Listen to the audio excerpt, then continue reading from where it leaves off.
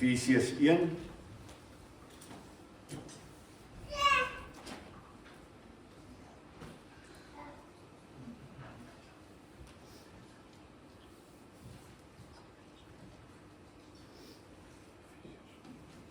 Efesiërs 1.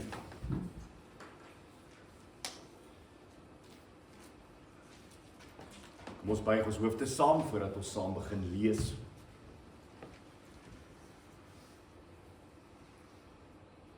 Here, daar is vanmôre 'n opgewondenheid in ons harte as ons so by mekaar is.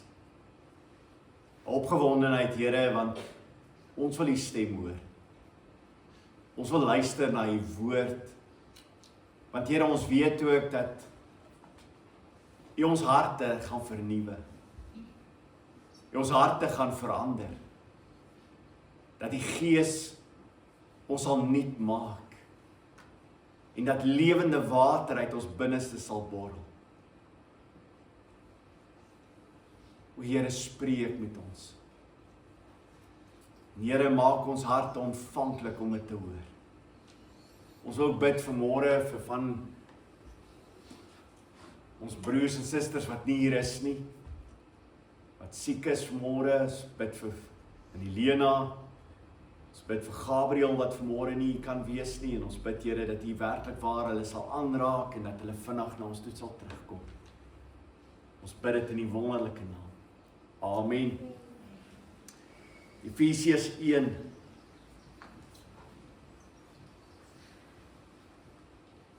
Kom ons lees van vers 3 af.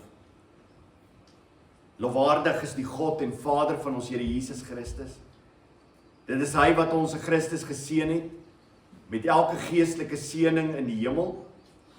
So het Hy ons voor die grondlegging van die wêreld in Hom uitgekies, sodat ons heilig en onberispelik in liefde voor Hom sou wees, nadat Hy ons voorbestem het, om ons deur Jesus Christus as Sy kinders aan te neem, soos Hy dit volgens Sy wil goed gedink het, tot lof van Sy heerlikheid, van Sy genade, waarmee Hy ons in die geliefde begenadig het. En dan vers 7, vanaf vers 7 wat ons vanmôre gaan hanteer.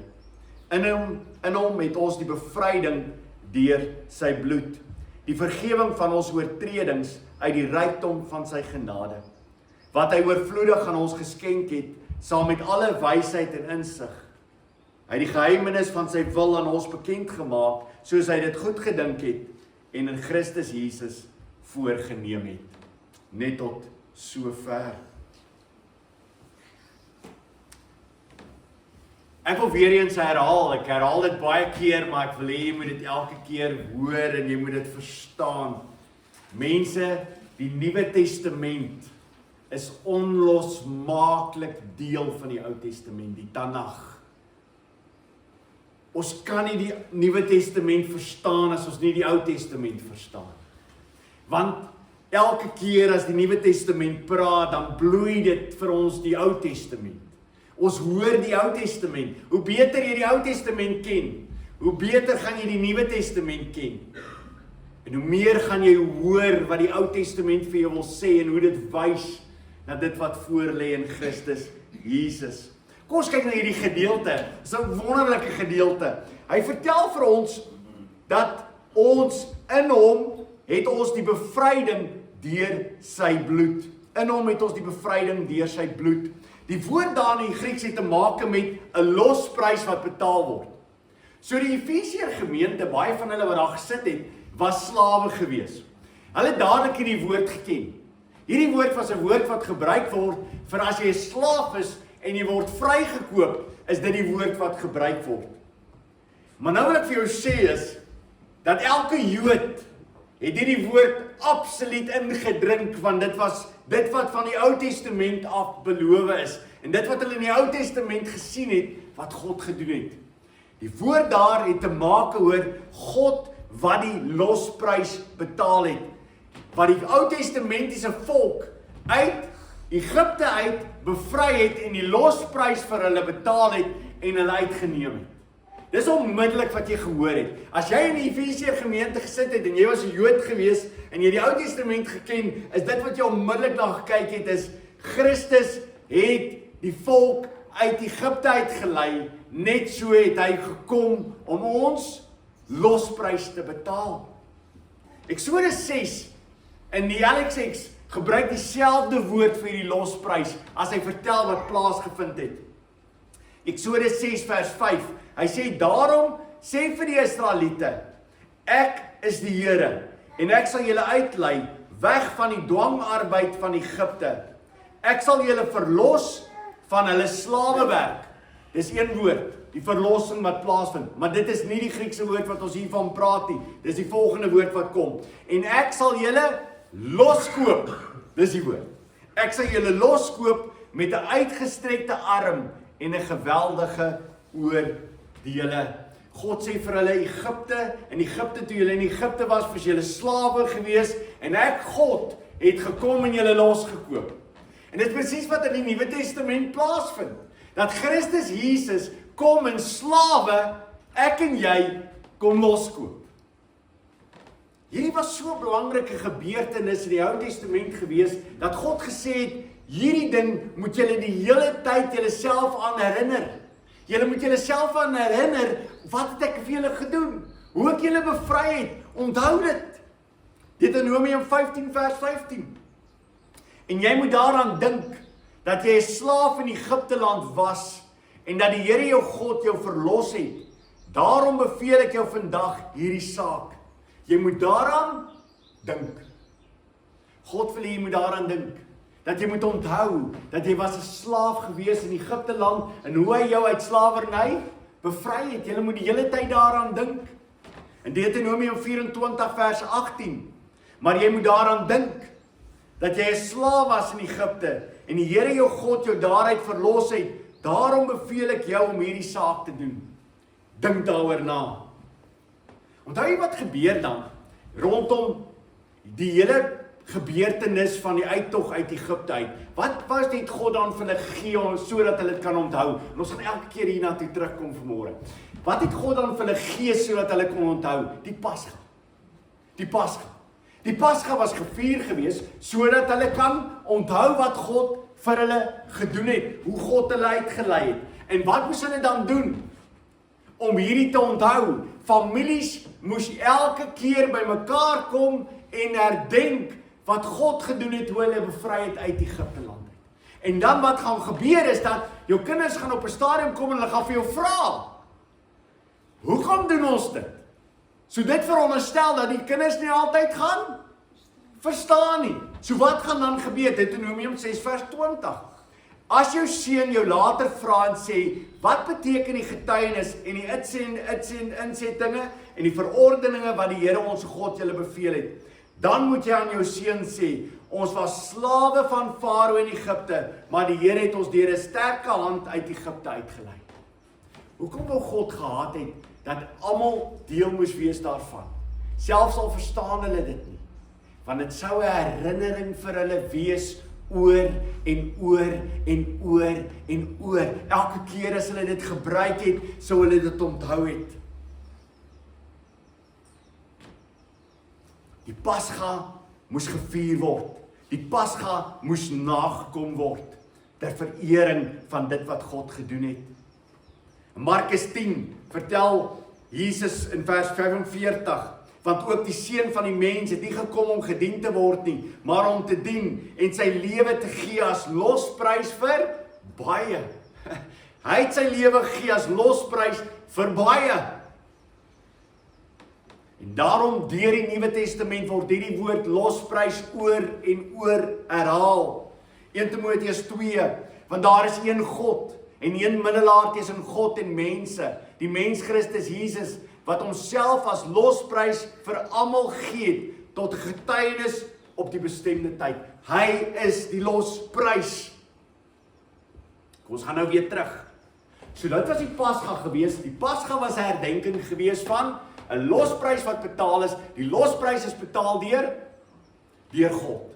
Die interessante is dat in Judas, as ons na een van die oudste tekste van Judas gaan kyk, word in Judas vertel dat die een wat hulle uit Egipte uitgelei het was Jesus. Was Jesus gewees. So die Joodse persoon, die Nuwe Testamentiese persoon het die hele tyd die gedagte gehad, dit wat in Egipte gebeur het, was 'n voorbeeld van dit wat gebeur het in die Nuwe Testament. 'n heenwysing na die Nuwe Testament. Daarom, wat word nou in die Nuwe Testament genoem? Om hierdie losprys te vier, om het te herdenk. Die nagmaal. Die nagmaal word nou gehou. Want God wil hê jy moet jouself daaraan herinner. Hy wil hê jy moet jouself daaraan herinner. Dis wat ek gedoen het. In 1 Korintiërs 11 vers 24, luister die woorde mense. Luister dit en dink terug oor wat in Deuteronomium gesê is. Herinnering, dis 'n herinnering. Luister hierna. 1 Korintiërs 11 vers 24. En nadat hy gedank het, het hy dit gebreek en gesê, dis Jesus. Neem, eet, dit is my liggaam wat vir julle gebreek word. Doen dit tot my gedagtenis. My herinnering. Vers 25. Net so ek die beker na die ete met die woorde. Hierdie beker is die Nuwe Testament in my bloed. Doen dit so dikwels as julle daaruit drink tot my gedagtenis. Elke persoon verstaan dat jy as kind van die Here was in slawerny gewees. Dis waar jy was. Dieselfde as wat Israel onder die Egiptenare was, was jy in slawerny gewees. Wat was die slawerny waaronder jy was? Die sonde. Jy het die begeertes van die sonde, die begeertes van die wêreld het jy nagestrewe. Jy was vasgevang daaraan. Jy wou die hele tyd meer gehad het. En dit was 'n swaar juk wat op jou gelê het, want dit het jou gepynig. Sonde maak jou seer. Sonde vernietig jou. En daarom weer die kind van die Here, wat het met my gebeur, is daar is 'n losprys vir my betaal. Die losprys is vir my betaal. En ek kon vrygaan. En daarom skryf Paulus vir die Korintiër gemeente, in 1 Korintiërs 7, en hy sê vir hulle, is jy geroep tot 'n slaaf, toe jy slaaf was, laat dit jou nie kwel nie. Maar as jy tog vry word, maak ten alle koste daarvan gebruik. Want die slaaf wat deur die Here geroep is 'n vrygemaakte van die Here. Net soos die een wat vry mens geroep is slaaf van Christus. Julle is duur gekoop. Moenie langer slawe van mense wees nie. Moenie slawe word nie. Moenie slawe van sonde wees nie. Moenie agter die sonde aan hardloop nie. Moenie laat die sonde toelaat in jou lewe nie. Moenie sonde toelaat in jou gesin nie. Dis wat die Bybel vir ons sê. Jy is vry. En elke keer as jy terughardloop aan die sonde toe, gaan jy weer vasgevang word. Dit gaan jou vernietig. Die duiwel lê en loer. Titus 2 vers 14 sê hy wat homself ter wille van ons gegee het om ons los te koop. Hoor hierdie woorde, los te koop van alle wetteloosheid en vir hom 'n eie volk. Kan jy hoor? Hy het vir ons losgekoop van die wetteloosheid om vir hom 'n eie volk te bewerkstellig, 'n volk te bewerkstellig. Waar laat jou dit dink? Aan Egipte. Aan Egipte. Hy het hulle vrygekoop en hy het vir hulle 'n volk gemaak. Net so in die Nuwe Testament, maak Christus ons vry en bring hy 'n nuwe volk tot stand wat sy eiendom is en vir hom 'n eie volk as eiendom te reinig wat ywerig is om goed te doen. Hoe het hy dit gedoen? Efesiërs sê vir ons, hoe het hy die losprys betaal? Deur sy bloed. Deur sy bloed. Nou wat beteken bloed? Ek het al so baie keer mense gehoor wat praat oor die bloed van Jesus Christus. Daar's mense wat tot sê ek bid die bloed van Jesus Christus oor jou. En jy myself, waarvan praat jy? Waarvan praat jy? Wat is die bloed? Wat beteken die bloed? Jy sien, baie mense stap in die Nuwe Testament in en hulle het geen idee wat die Ou Testament sê nie en daarom het hulle al hierdie belaglike goed wat hulle glo. Terwyl as jy in die Ou Testament eers was, dan weet jy wat die bloed beteken. Wat beteken die bloed? Kom ons maak ons Bybel so. Jy saam met my kyk. Levitikus 17 vers 11.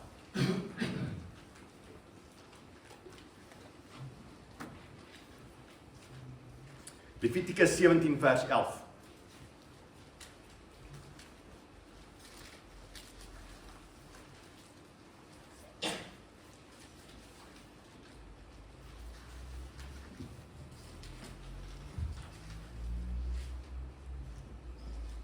Luister mooi wat staan in hierdie gedeelte, Levitikus 17 vers 11, daar staan die volgende, omdat die lewe van 'n liggaam in die bloed is, het ek vir julle die bloed gegee om by die altaar te gebruik, om versoening vir julle lewens te doen. Dit is immers die bloed wat deur die lewe vir 'n persoon versoening doen.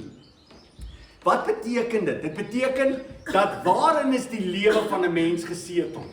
In die bloed. So as ek sê, hy het sy bloed vir my gegee, wat beteken dit? Hy het sy lewe vir my gegee. Hy het sy lewe vir my gegee.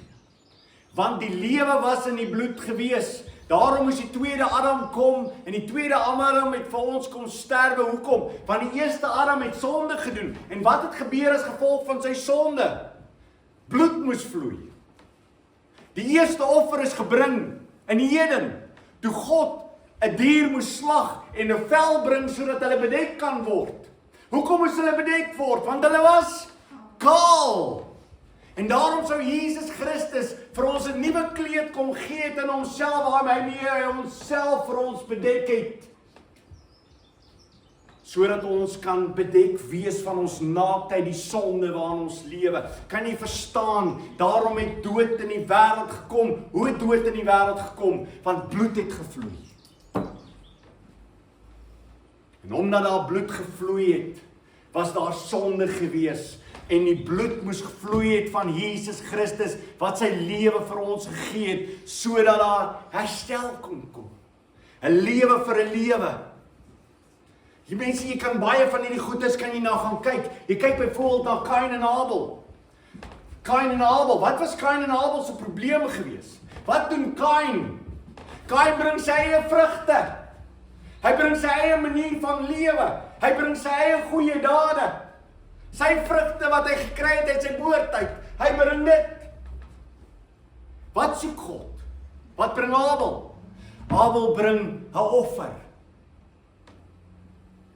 Want 'n dier moet sterwe vir my, om my vry te maak. Ek kan nie uit myself uit my vry maak nie. Ek kan nie my goeie vrugte bring om my vry te maak nie. Ek het nodig dat iemand in my plek sal sterwe. Van daai oomblik af word dit oor en oor en oor, word die mens gebring om te sê, 'n lewe vir 'n lewe. Die diere is nie dit wat jou sonde kan wegvat nie. Die diere wys vorentoe, die bloed wat sal moet vloei, 'n lewe moet gegee word. Kom ons kyk nou nog 'n gedeelte saam in Levitikus 16. Levitikus 16. Levitikus 16 is een van daai gedeeltes wat jy regtig waar kan ken. Jy moet dit ken. Dit wys vir so baie op dit wat sal plaasvind. Levitikus 16. Ons lees daar van vers 6 af.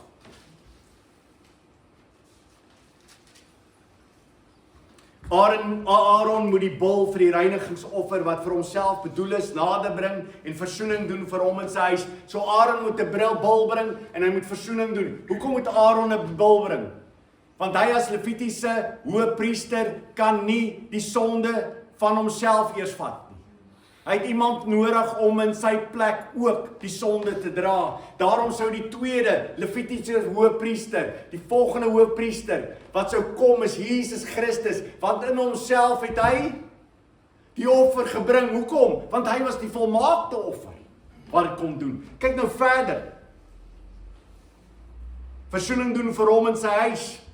Hy moet die 2 bokramme neem en voor die Here by die ingang van die tent van ontmoeting laat staan. Dan moet hy 2 bokramme bring. Okay? So hy doen nie eers versoening vir hom en vir sy huis.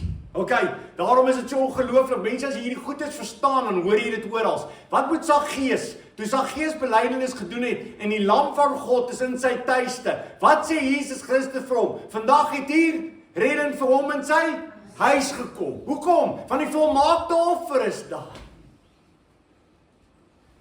Hy moet 2 bokramme neem en voor die Here by die ingang van die tent van ontmoeting laat staan. Aaron moet dan oor die 2 bokke loetjies trek. Een loetjie vir die Here en die ander een vir Asazel.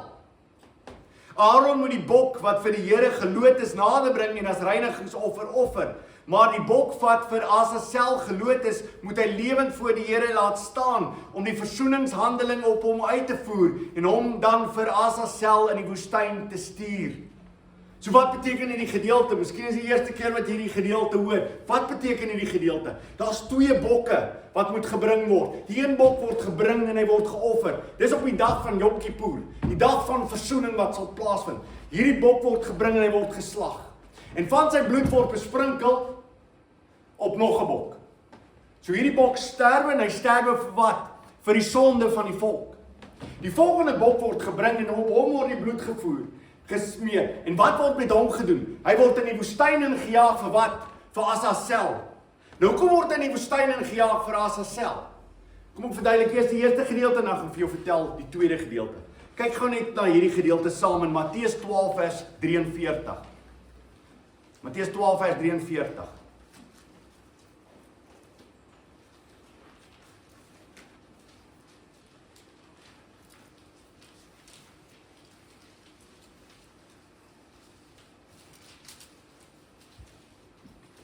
Jesus sê die volgende, vers 43, is 'n baie interessante gedeelte daai, ek gaan nie daaroor praat nie, wat ek net wil hê jy moet sien is die volgende, vers 43, wanneer 'n onrein gees 'n mens verlaat, swerf hy deur die waterlose streke, die woestyne, op soek na rus, maar hy kry dit nie. So wat gebeur met 'n onrein gees, waarheen gaan hy? Na die woestyne toe. Waarheen moet hierdie een bok gaan? Na die woestyn toe. Alright, so, Christus in sy volheid vervul al 3 die tekens van Yom Kippur. Hy word die bul wat geoffer is. Hy word die sondebok wat in ons plek geoffer word. Dis sy bloed. En wat gebeur? Hy is die een wat in die woestyn ingaan. Want nadat Johannes die doper hom aangewys het en gesê het, dit is die lam, en hy word gedoop in die water. Die water is die wat? Wat is daar? Die baptismo, wat ons vandag gebruik vir doping. Wat beteken hierdie woord? Dis besprinkeling. Ek gaan nou daarna kyk in die Hebreëus. In Hebreërs word daai woord dieselfde gebruik. Jesus word besprinkel, hy word gedoop. Hy dra dit. Deur Johannes wat sê, dit is hy. Hoekom doen Johannes die doper dit? Want hy is die afstammeling van die hoëpriester. Hy wys vir Jesus aan. En waarna gaan Jesus dan? Na die woestyn toe. Levitikus 16 word deur Jesus Christus vervul. Hy gaan na die woestyn toe. Hoekom? Want hy sal deur die Satan versoek word. Mense, die oomblik as jy hierdie goeie sien, dan sien jy dis oral in die Bybel. Die goed kom oral by mekaar. Mense, die Bybel kan jy alleenlik verstaan as jy die hele Bybel lees. Kyk wat sê Hebreërs 9. Kom ons blaai na Hebreërs 9. Dan gaan jy dit sien. Hebreërs 9 vers 10.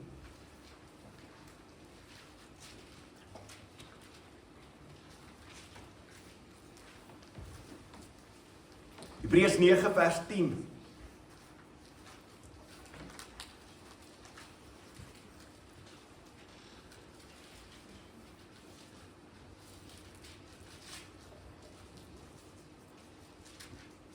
Hebreërs, Nuwe Testament, Hebreërs 9 vers 10.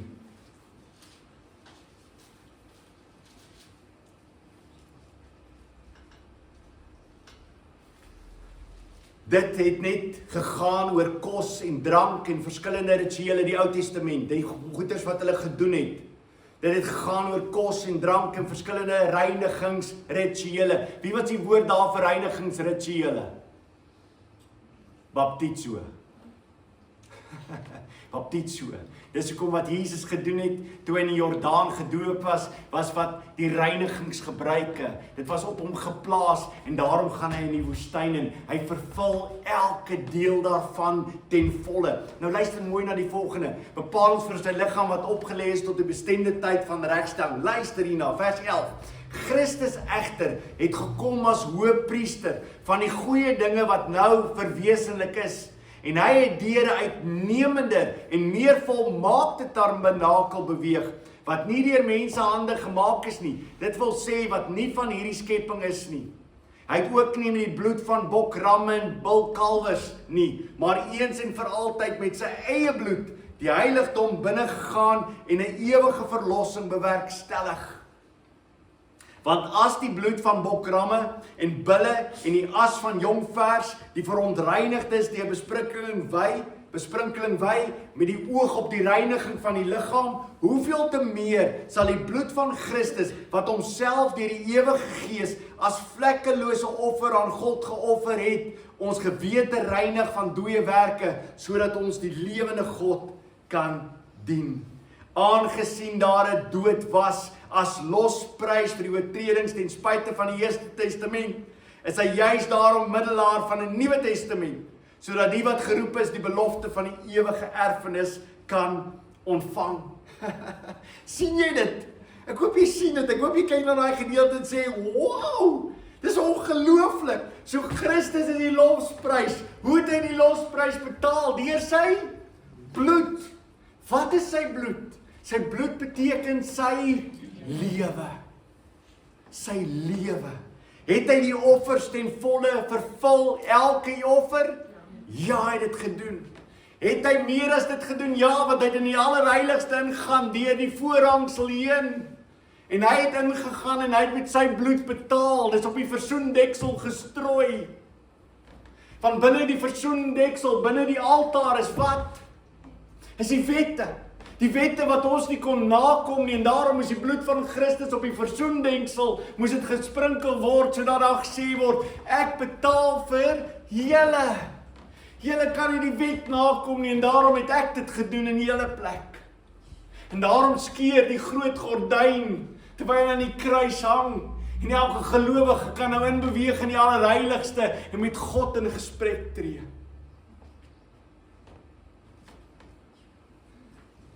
Ook by die nagmaal word hierdie gebeurtenis gevier, want is Christus se bloed.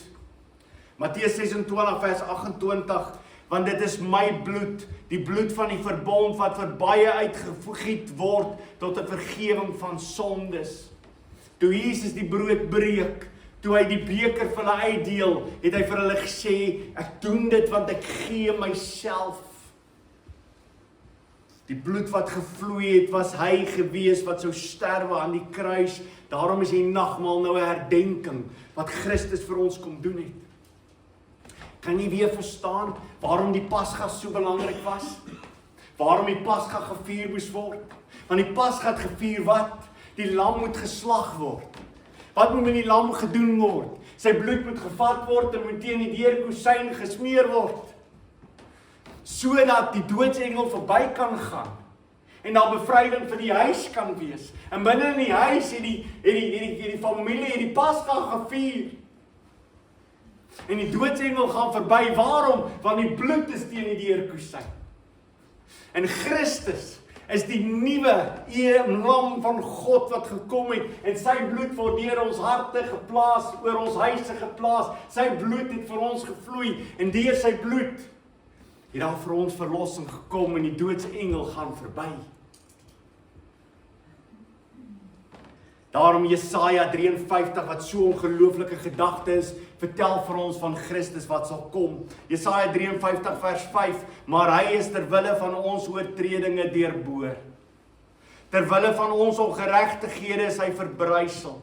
Die straf wat vir ons die vrede aanbring was op hom, en deur sy wonde het daar vir ons genesing gekom. Alles wat Christus kom bewerkstellig het in ons lewens, hy bring volledige genesing van alle sonde en ongeregtigheid. Hoe dit plaasgevind? Efesiërs vertel vir ons, hy het die losprys betaal. Hoe het hy dit gedoen? Deur sy bloed. Waarom het hy dit gedoen? Waarom het hy die losprys betaal deur sy bloed? Waarom het hy dit gedoen? Wat was dit in Christus Jesus dat hy dit gedoen het? Waarom het hy dit gedoen? Die Bybel sê, deur die rykdom van sy genade.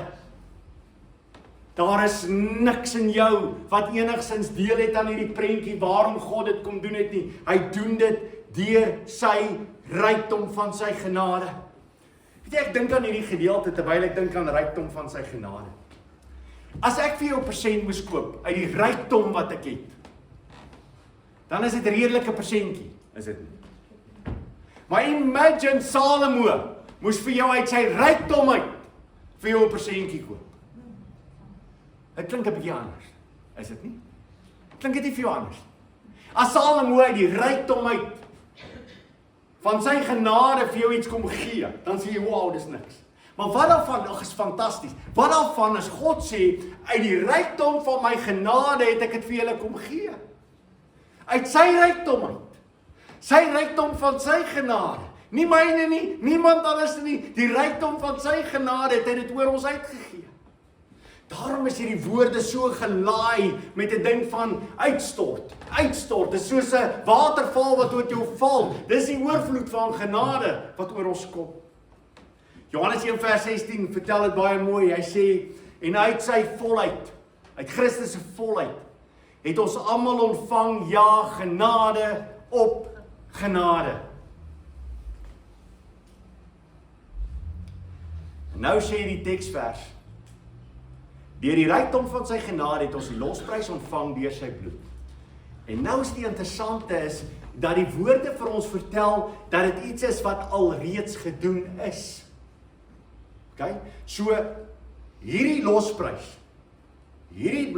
in Christus se bloed, dit wat op ons oorgedra word deur sy genade, is alreeds gedoen voor ons gebore is. Is alreeds gedoen. Ons ontvang dit alreeds in Christus Jesus voor ons gebore is. Want dit is verlede tyd. Dit het plaasgevind. Nou wil ek hê jy moet dit gaan sien. Romeine 3. Kom ons kyk net gou daarna. Romeine 3 vers 21.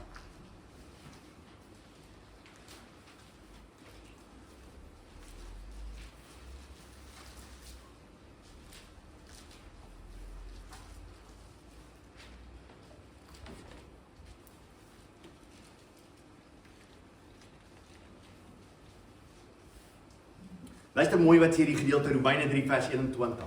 Maar nou word die geregtigheid van God, waarvan die wet en die profete getuig, sonder die wet bekend gemaak. Okay, die geregtigheid. Wat beteken geregtigheid? Om te doen wat reg is, om die wet te gehoorsaam, om alles te doen wat die wet van jou vra. Dit het gekom sonder die wet. Vers 22. Hierdie geregtigheid gee God. So die geregtigheid gee God. Hy gee dit. Dit is 'n geskenk. Hy gee dit. Hy gee God deur die geloof in Jesus Christus aan almal wat glo. So daai vers maak jou 'n bietjie de mekaar. Want hy sê hierdie geregtigheid gee God deur die geloof in Christus Jesus aan almal wat glo. Die oorspronklike taal sê vir ons die geloof wat daar is in die genitief. Dit beteken wie se geloof is dit wat gegee word? Christus se geloof. Dis die geloof van Christus. Daar's nie 'n in die Grieks staan. Daar's nie 'n in daar nie. Okay? Dis nie geloof in Jesus Christus nie. Dit is 'n genitief wat sê geloof van Jesus Christus. Wat word op ons oorgedra? Sy geloof word op ons oorgedra. Hoe? Aan almal wat glo. Sy geloof word op ons oorgedra aan almal wat glo. So almal wat glo, glo omdat sy geloof op ons oorgedra. Okay, hierdie geregtigheid gee God deur die geloof in Jesus Christus aan almal wat glo, want daar is geen onderskeid nie. Almal het trouens gesondig en die eer van God ontbreek by hulle, en tog word hulle goedgunstig op grond van sy genade vrygespreek deur die bevryding in Christus Jesus. God het hom deur sy bloed daargestel as versoeningsoffer, wat deur die geloof verkry word as bewys van sy geregtigheid, want so het hy in verdraagsaamheid die sondes wat voorheen gedoen is, oorgesien. Hy het sy geregtigheid in die heilige tyd bewys om so regverdig te wees en die wat in Jesus glo regverdig te verklaar. So wat het gebeur aan die kruis van Golgotha? Wat het plaasgevind in Jesus se hele lewe wat hy geleef het? Vir 33 jaar was hy op die aarde. Hierdie laaste 3 jaar het hy gepreek. Wat gebeur met al hierdie lewe van Christus Jesus? Dit word op my as kind van die Here oorgedra. Hy het ten volle die wet nagekom en dit word ten volle oorgedra op my. En dit vind plaas in die kruis van Golgotha. Eenmaal vir altyd. Nog 'n gedeelte sal met jou lees. 2 Korintiërs 5 vers 21. 2 Korintiërs 5 vers 21.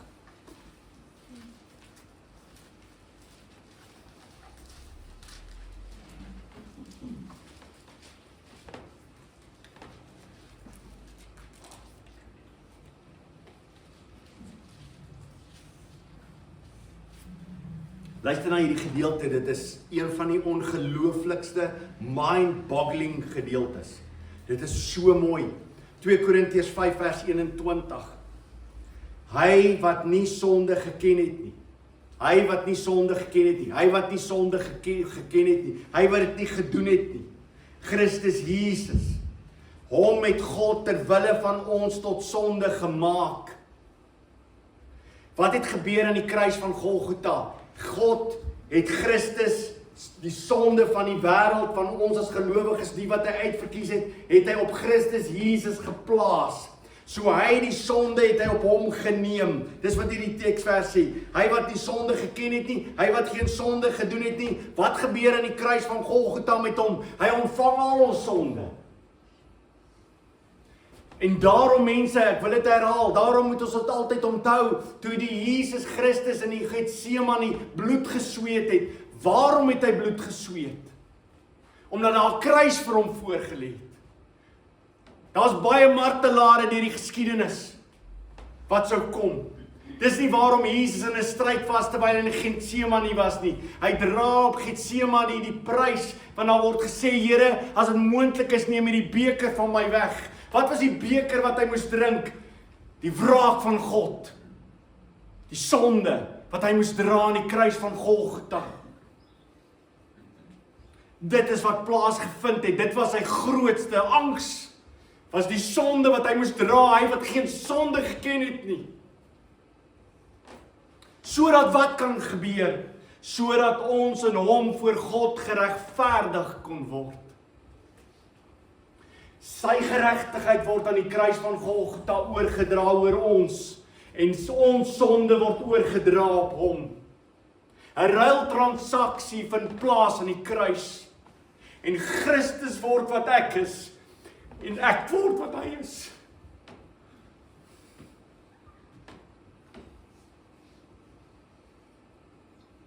Wat 'n ongelooflike gedagte. As ons deur Efesiërs 1 werk, ons lees dit en ons sê vir mekaar, hoe is dit moontlik? My genade. My groot genade, die rykdom van my genade. Die eerste gedeelte van die Efesiërs, hy het ons uitverkies voor die grondlegging van die aarde, praat oor die Vader. Hy het ons verlos, praat oor die Seun. Die derde is, sodat ons insig en verstand kan hê om dit te kan begryp, die werking van die Heilige Gees. Die groot begeerte van Paulus as hy skryf in die Efesiër gemeente, hy sê dat hulle dit sal verstaan, dat hulle die wysheid en die insig sal hê om dit te kan verstaan wat Christus Jesus kom doen het.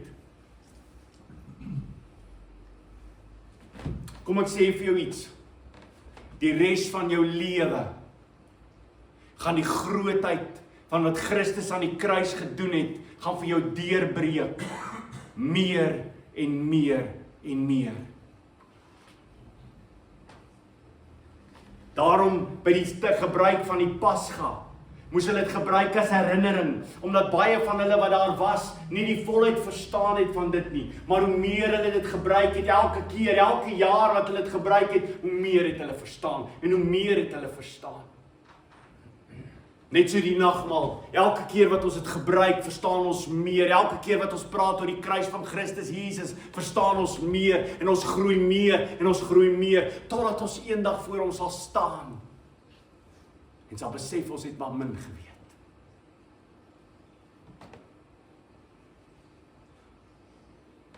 Kolossense 2 vers 2, dit is my doel, dat hulle harte deur liefde saam gebind, bemoedig mag word, en dat hulle kan kom tot die volle rykdom van die allesomvattende insig, ja die kennis van die misterie van God, naamlik Christus. Die misterie van God, naamlik Christus. En wie al die skatte van die wysheid en kennis verborge is. Ek dink so baie keer oor mense wat wysheid op plekke soek. Die Bybel sê al die wysheid is opgesluit in een persoon. As jy wil wysheid weet wat wysheid is. Wysheid begin by die dien van die Here. Wysheid begin met die vrees van die Here. En daarom sê hy, as jy wil verstaan die misterie van God, as jy wil verstaan wat die misterie is van God, dis naamlik Christus. En wie al die skatte van die wysheid en kennis verborgen is. Hoe meer jy hom leer ken, hoe meer kom jy agter. Daar's die hele tyd net skatte wat uitgehaal word uit die volheid wat in Christus Jesus is. Hy is 'n ongelooflike skatkis van skatte wat net uitkom. Hoe meer ons hom leer ken, hoe meer ons ontdek ons wat die volheid is in Christus Jesus, hoe meer het ons skatte. En hoe meer groei jy in wysheid, hoe meer groei jy in insig. 1 Korintiërs 1 vers 17 sê Paulus vir die gemeente as hy met hulle praat oor, hulle is besig om te stry oor wie het vir wie gedoop. Dan sê hy, want Christus het my nie gestuur om te doop nie, maar om die evangelie te verkondig, nie met die wysheid van woorde nie, sodat die kruis van Christus nie verydel mag word nie. Wat gebeur as ons hier besig is met allerhande wysheid, menslike wysheid? Wat gebeur as ons in berading met mense met hulle begin praat oor wat die wêreld sê, hoe hulle moet kyk na hulle self en hoe hulle moet verander in hulle self? Ons verloor die wysheid wat daar is in die kruis van Jesus Christus aan Golgotha. Daar is die wysheid. Wat is die herstel vir mense lewe? Hoe word gebrokenheid in mense herstel? Deur die kruis van Golgotha. Nie deur myself wat my die fetus optrek en my boontoe trek en sê, kom ek help myself nie. Daar's geen help met myself resepie nie. Dis die wysheid van Jesus Christus. En dis wat Paulus sê. Paulus sê die grootste probleem wat ons kan doen, is as ons begin met menslike wysheid met mekaar begin praat. Los dit. Bring mense by die kruis van Golgotha.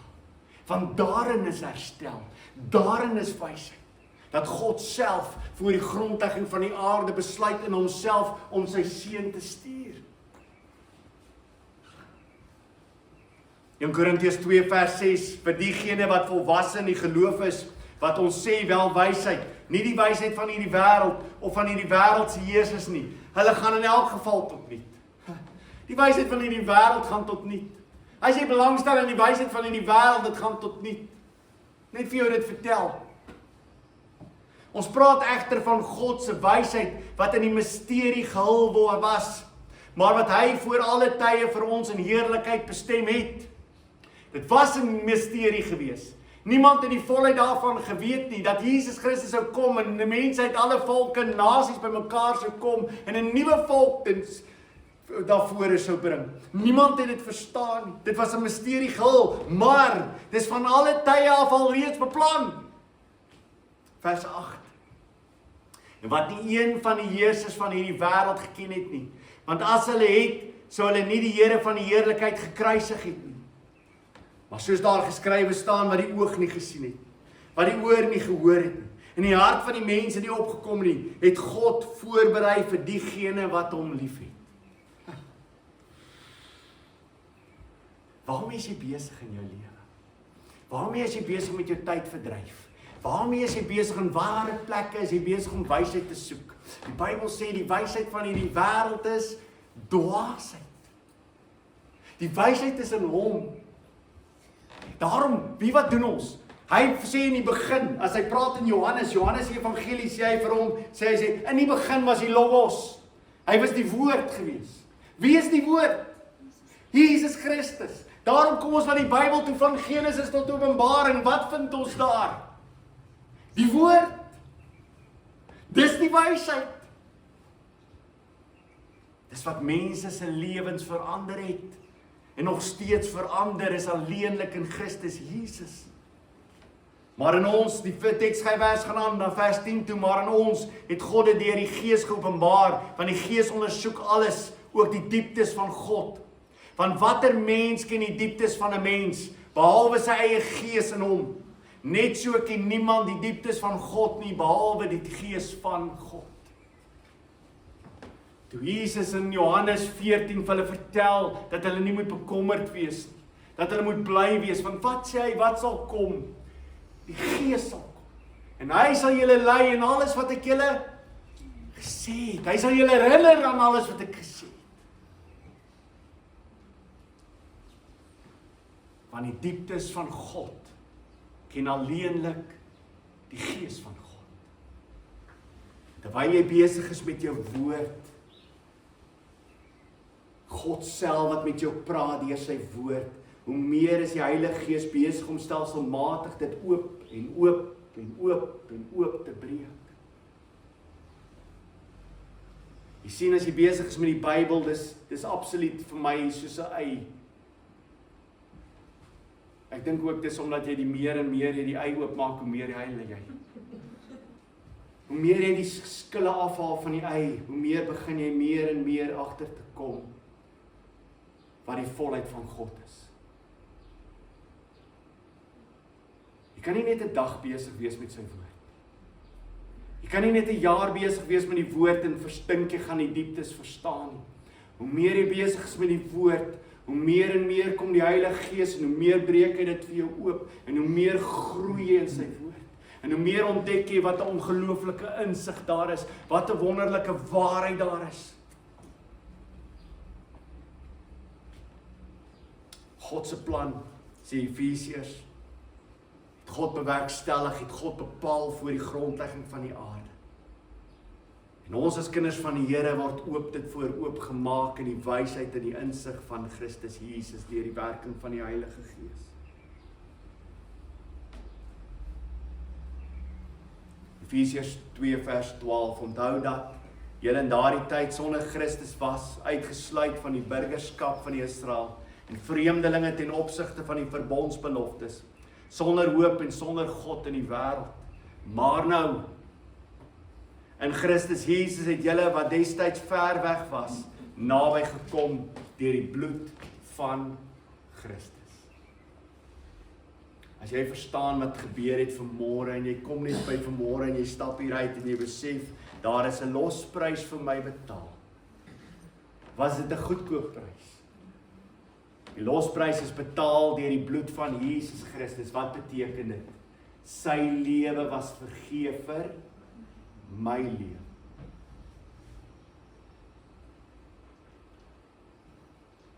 Gebruik dit as herinnering. Dink daaroor na.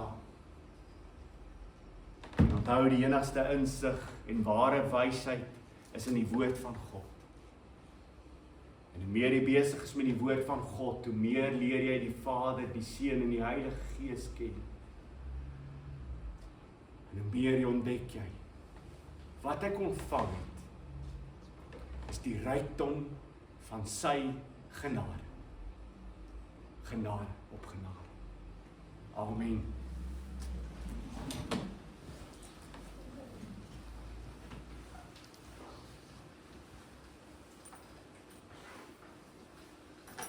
Here, as ons maar net nog meer kon weet. Here, ons besef vanmôre ons moet soveel meer tyd spandeer in die absolute wysheid en die kennis van die woord. Here, ons sien hoe alles van dit wat in die Tanach, dit wat in die Ou Testament voorspel is, vervul word in U. En hoe al die beelde van die Ou Testament heen wys na die volkome in Christus Jesus. Ons sien hoe baie keer die wêreld soos Kain hulle eie offers bring van hulle eie vrugte wat hulle gelewe het. En dat Abel getuig, jy kan dit nie doen nie, want 'n lewe moet gegee word. 'n Lewe moet gegee word, bloed moet vloei. En dan kyk ons na die kruis. En aan die kruis hang ons verlosser, die Seun van God, wat die prys betaal wat ons nie kon betaal, sodat in hom ons die lewe in oorvloed kan hê. Here, ons is vrygekoop, nie meer slawe nie. En nou slawe van U. Amen.